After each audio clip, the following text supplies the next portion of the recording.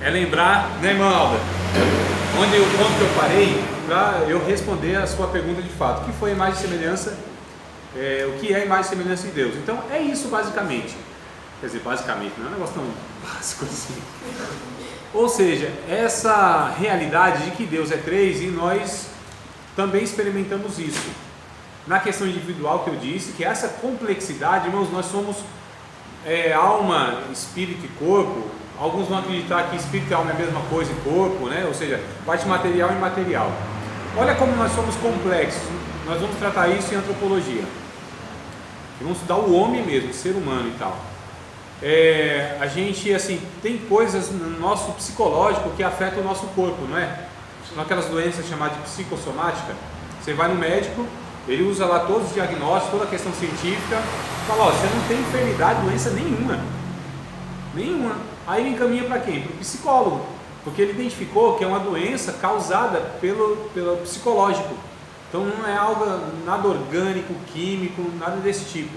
Então a nossa alma, ou seja, o nosso psique, nosso psicológico, ele interfere no material, no físico, no biológico. Então olha a complexidade que o ser humano é. Não é uma questão só de matéria, não é só a questão que está faltando vitamina, não é só a questão que entrou uma bactéria.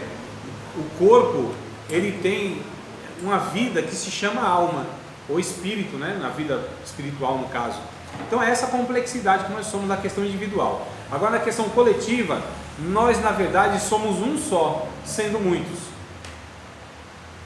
Por que existe a dificuldade, inclusive alguns de vocês assim franziram a testa e tal, como assim?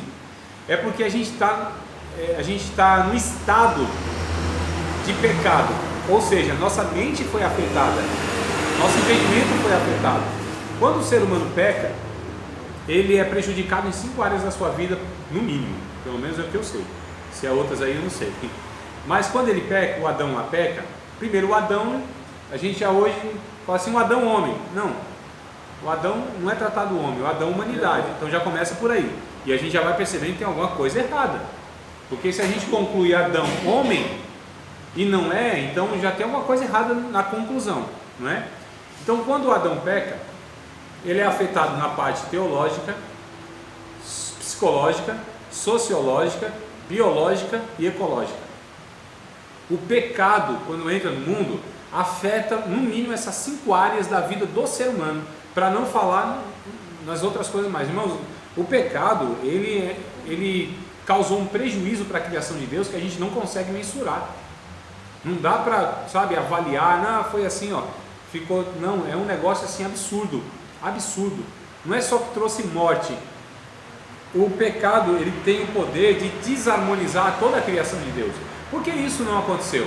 Por que a lua, depois do pecado, já não se chocou com a terra? Por que a terra já não caiu? Despencou? Por que as estrelas já não bateram uma na outra? Por que já não aconteceu um caos? Porque o pecado deveria ter causado isso em fim último, tá certo? Mas porque Deus sustentou tudo isso com a sua graça. Com a sua graça ele sustenta tudo isso. O pecado deveria entrar, isso eu acredito que estava na mente de Satanás. Satanás não podia fazer nada contra Deus, como não pode. Ele não pode nada. Nada, irmão. Nada. Satanás é um servo frustrado de Deus, inclusive. Deus manda e ele obedece. E não tem nem possibilidade de ele não obedecer. Não tem. Se Deus der uma ordem para o Satanás, ele vai lá e cumpre cabalmente aquela ordem. Exatamente. E para qualquer demônio, se Deus falar assim, ó, faz isso. E na Bíblia a gente vê algumas ocasiões assim, irmão. Mas obediente dos crentes, né? Sim. Talvez a raiva dele seja essa. Que nós desobedecemos. É sério, irmão. Nós desobedecemos. E ele não pode desobedecer. Porque Deus dá uma ordem para ele como Senhor, como Criador, como Soberano. Deus dá uma ordem. E todo mundo obedece, irmão. Deus fala e a terra se derrete. Deus fala e o mar se abre. Deus fala e as ondas se acalmam. Deus fala e o sol para. Deus fala e a baleia vai lá e pega o cidadão que está lá se afogando. Então Deus fala para a criação e a criação obedece. O salmo que vocês citaram, se vocês lerem um pouquinho mais o finalzinho do salmo, o salmo 147, por exemplo, vai falar que toda a criação obedece a Deus. Toda a criação louva a Deus. que o único nessa criação que desobedece a Deus somos nós, o ser humano. Vocês já viram algum papagaio ficar falando mal de outro papagaio?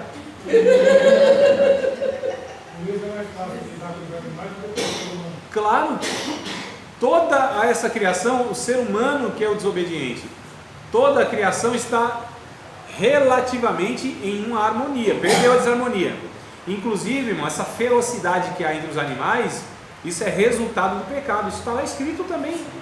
Tanto é que será restaurado lá no final, né? A gente acha que conversa de testemunho de Jeová, aquele paraíso restaurado, onde o bebê lá está do lado do leãozinho, né? Do lado da víbora. Aliás, melhor dizendo, o cordeiro do lado do leão, o bebezinho do lado da serpente. A gente não vê essas imagens, mas isso é bíblico. Em certa medida, que eles pecam colocando outros sentidos lá. Mas essa restauração da ferocidade, essa restauração da terra, isso acontecerá, irmãos. Então tudo foi afetado, ou seja, foi afetado no pecado teologicamente, o entendimento do ser humano em relação a Deus ficou um negócio assim totalmente desvirtuado. Qual é o motivo que nós estamos aqui? Não é justamente por isso que a nossa compreensão a respeito de... E olha que nós estamos falando de nós, que fomos alcançados pelo Espírito Santo, que fomos resgatados, que as categorias que a gente pensa já mudou, porque a mente é de Cristo. A gente está falando de pessoas que estão sendo restauradas por Deus, e nós temos essa dificuldade. O motivo que nós temos aqui é isso. E a nossa compreensão a respeito de Deus, assim, a gente precisa ser ensinado tudo de novo e tal, né? Então, teologicamente, ficou... Eu não quero detalhar essas coisas, tá? Rapidinho. Daria até para a gente pegar aqui e extrair tanta lição dessas questões. Psicologicamente, o homem ficou afetado também, a área psicológica. De perto, ninguém parecia normal, né? Eu nem quero chegar muito perto de vocês, para vocês não perceberem esse negócio. De perto, ninguém parece ser normal. Então, psicologicamente, irmão, ninguém é normal, foi afetado psicológico. Sociologicamente, foi afetado, e esse é o ponto que eu quero pegar mais, tá? Só vou rapidinho passar aqui, mas eu volto depois. Então, sociologicamente, foi afetado. Ou seja, a relação do homem com a mulher já ficou um negócio assim que a gente conhece muito bem, que somos casados, né? Ah, a culpa é dela, a mulher que o Senhor me deu. Então já começou aí um negócio estranho, não era assim? Então sociologicamente foi afetado, biologicamente foi afetado, o corpo do ser humano, né? A morte já começou a entrar, a morte, as enfermidades, limitação, fadiga e tudo mais. Imune, né? Agora, ele era imune, né? Agora ele vem... ele tinha o corpo do Adão, ele tinha um vigor, né? Ele tinha uma vitalidade, ele tinha uma saúde 100%. É um negócio assim, não é que ele não precisava da alimentação, não é isso, mas não tinha essas fadigas toda. Pô, irmão, chegou 70 anos, a Bíblia diz que é canseira, enfado, pode ter exceção, mas via de regra é isso. Parece que até menos, né? Então aí já estão descendo a ladeira, né? Eu com 40 anos, com 2 hérnias de disco já aqui, o negócio não está fácil não. Então o que acontece? Biologicamente foi afetado e ecologicamente foi afetado, ou seja, o planeta foi afetado. Agora a Terra já não só produz aquilo que é proveitoso, produz cardos, espinhos, abrolhos, né, que vai dizer a Bíblia. Então vocês percebem o que aconteceu, mas vamos voltar para o que interessa. Sociologicamente nós fomos afetados. Nosso problema então é de relação, não é? Sim. Então nós somos um indivíduo, mas participamos de um coletivo. Então nós participamos disso. Deus é um, mas é 3. Deus é uma família e criou outra família. Entende? Sim. Deus é um coletivo e criou outro coletivo. A questão, e aí a gente entra assim, fica meio difícil, meio confuso, porque eu estou falando de uma realidade e a gente vive outra. A realidade é isso, tudo é perfeito, irmão. O casamento é perfeito. O matrimônio Deus instituiu de uma forma perfeita. Eram 2 pessoas que se completavam, que olhavam uma para a outra e não viam um adversário, pelo contrário, via a pessoa a ser servida. Olha que coisa interessante. Quando olhava a outra, eles não olhavam o outro, porque o outro para eles era eles mesmos. O Adão disse: esta agora é osso dos meus ossos e carne da minha carne. Quando o Adão, o homem, olhava para Adão, fêmea, se via nela e vice-versa. Ou seja, eles se completavam.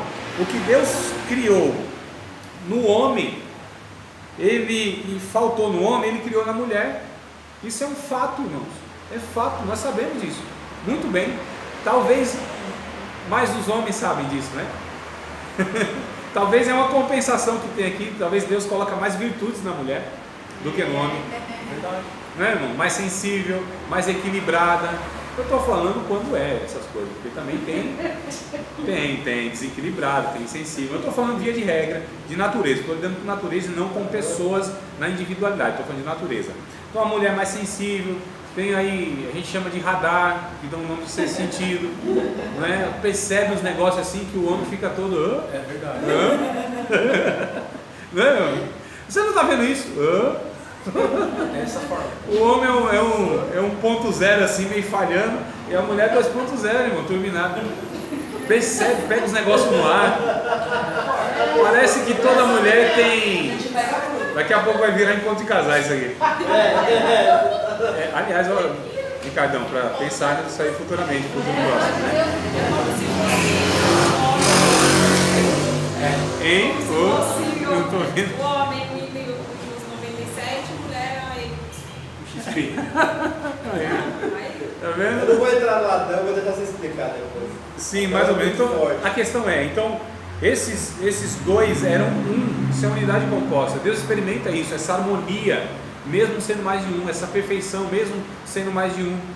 Então, aqui a gente está falando de um casal. Agora eu vou falar da humanidade de uma forma mais abrangente. Então, quando Deus cria essa humanidade perfeita, onde todos serviriam todos, onde todos usariam os seus dons e talentos e recursos para servir aqueles que não tinham talvez na mesma proporção. Olha, coisa linda. Então isso é a imagem e semelhança de Deus. Ou seja, essa harmonia, essa perfeição, essa família, Deus fez isso, Ele colocou Ele reproduziu isso na humanidade. Agora, lógico, o pecado, né, irmão? A gente vê que isso aí e muito, né? E a gente sabe muito bem disso. No âmbito familiar nós sabemos disso, no âmbito de comunidade de fé nós sabemos disso, no âmbito social, profissional nós sabemos disso. Essa dificuldade toda. Então nós chegamos a uma conclusão que o nosso problema maior hoje é de relacionamentos. Relacionamento com Deus, relacionamento com o próximo e relacionamento conosco, irmãos. Não é? É esse complexo de, assim, porque quem se acha é soberbo. Então, ele está desprezando a graça de Deus. Mas também quem se inferioriza também está tendo uma complicação, porque está desprezando o que a graça de Deus fez, que nos fez um ser humano que é digno, né? Eu não sei o que o outro sabe, eu não tenho o que o outro não tem, eu não sou como o outro é, mas não interessa, todos nós temos um valor igual diante de Deus. Industrialmente nós não temos, sociologicamente nós não temos, que essa sociedade de produção, né, é por isso que os velhos não têm valor. É por isso que os menos aptos não subsistem nessa selva de pedra profissional, não é? Nesse mundo capitalista. Então a gente percebe que a humanidade ela está se degenerando, involuindo. Não há evolução de nada, irmãos. Há tecnologia, mas evolução humana não existe, pelo contrário, é involução. A gente está decaindo, né? Do Adão, isso aqui, ó, sem parar, indo lá para o abismo, se desumanizando, parecendo com um demônio.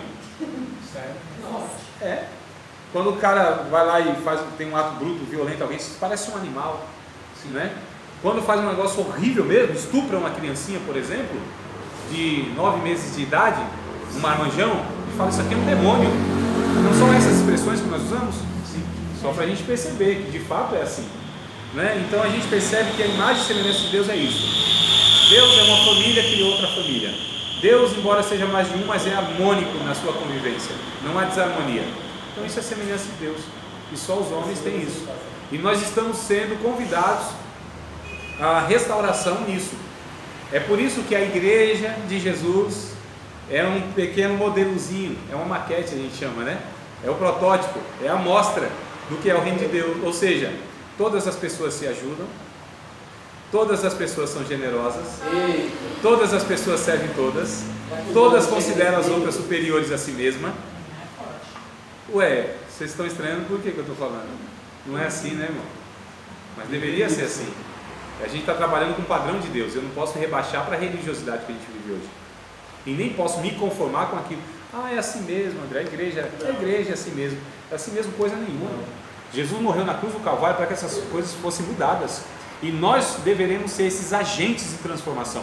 Nós somos os pequenos cristos, somos chamados de cristãos. Tá certo? Eu estou falando do Cristo humano aqui, que a gente está falando até hoje. Talvez na semana que vem já entre no Cristo divino.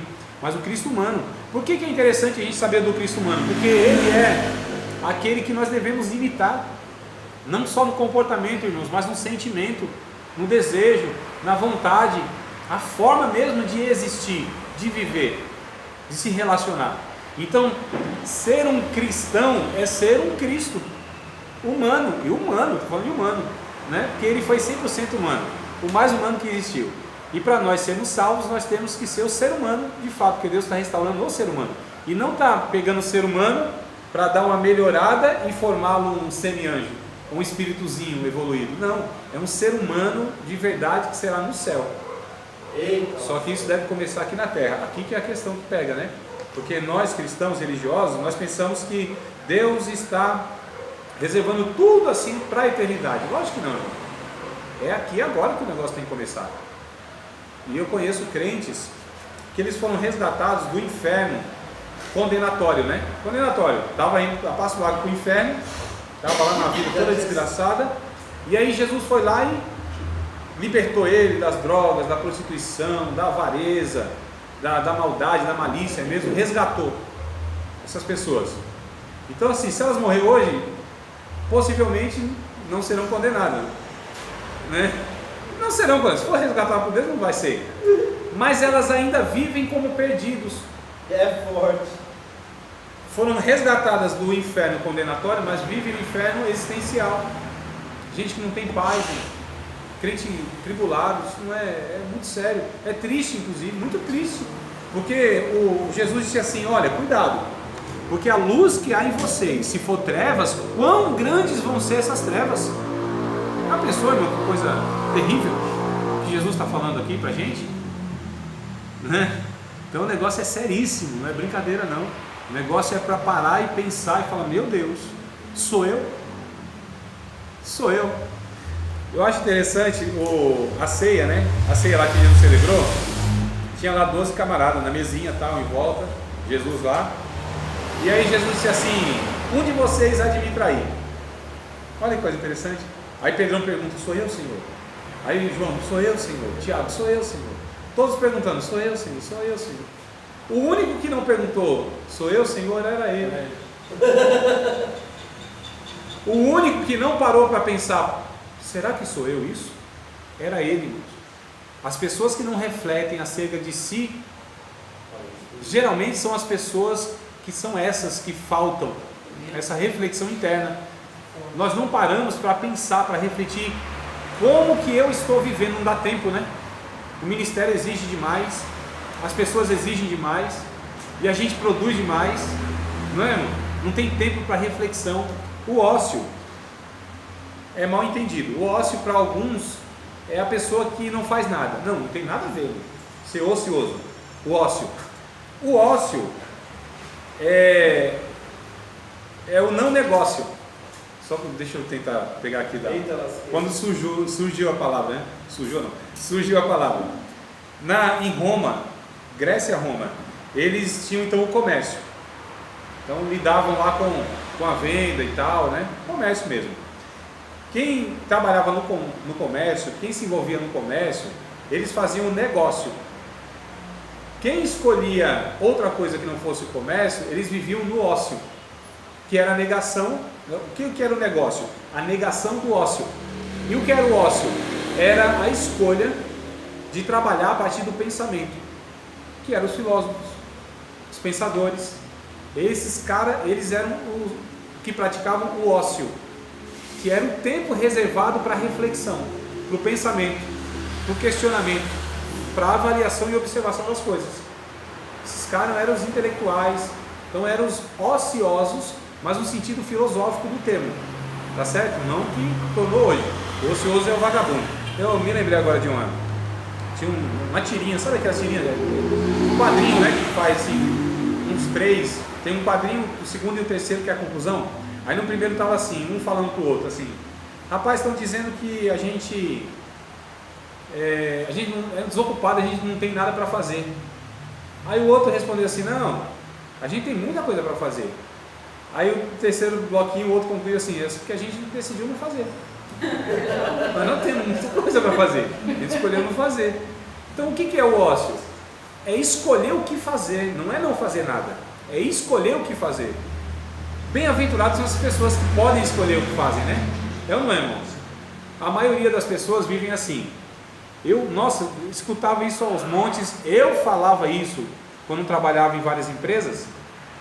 Eu trabalhava num negócio que não queria trabalhar. Eu queria fazer outras coisas. Falei, eu estou aqui, eu vou ficar aqui, ver se eu junto o dinheiro, ver se eu resolvo as coisas, para ver se eu consigo fazer um curso para fazer aquilo que eu gosto.